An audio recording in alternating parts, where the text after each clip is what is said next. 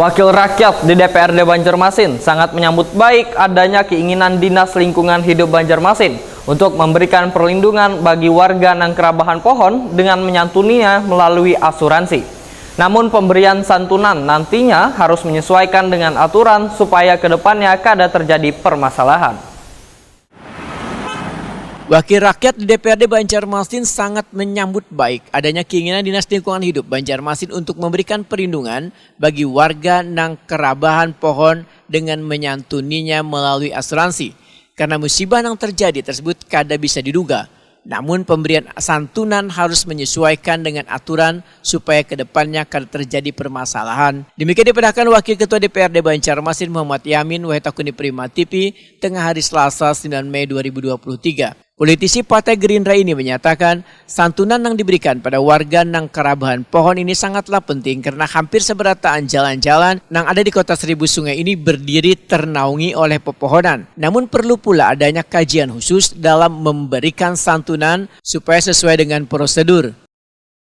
Ingin memberikan sesuatu kepada apabila terjadi korban seperti itu, ya kita khususnya di DPRD sangat mendukung, artinya kita apresiasi lah.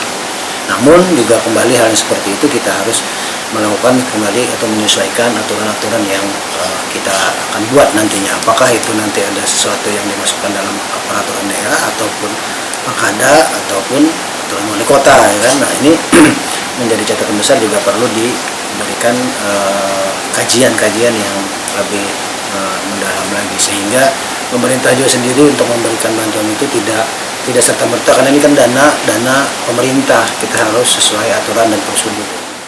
Supaya musibah kerabahan pohon ini kada terjadi, maka Muhammad Yamin meminta pada Dinas Lingkungan Hidup harus merawat dan memperhatikan kondisi pepohonan yang tumbuh subur di Banjarmasin sehingga akan terlihat indah dan menarik. Jika ada pepohonan yang berumur tua dan terlihat sudah membahayakan bagi pengguna jalan, alangkah baiknya, ujar Muhammad Yamin, ditebang dan diganti dengan pohon yang hanyar.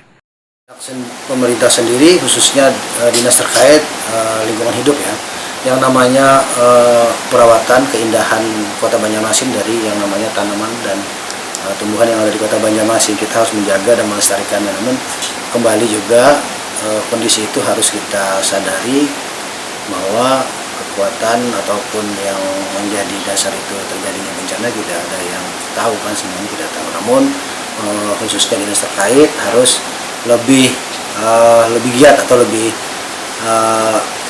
lebih memperhatikan kondisi yang ada di Kota Banjarmasin, baik itu tidak hanya tanaman dan tumbuhan, kondisi contoh aja baliho dan sebagainya juga perlu itu menjadi suatu perhatian, kan, oleh pemerintah kota khususnya. Kondisinya seperti apa, ini layak atau tidak layak. Kalau tumbuhan kan sudah dilihat, ini sudah tua atau seperti apa, rantingnya kelihatan. Nah, ini juga perlu dari dinas terkait untuk lebih memperhatikan yang namanya situasi dan kondisi yang ada di Kota Banjarmasin. Muhammad Yamin berharap pula pada warga bila terjadi hujan serta angin kencang untuk kada melanjutkan dulu perjalanannya dan mencari wadah berteduh nang aman.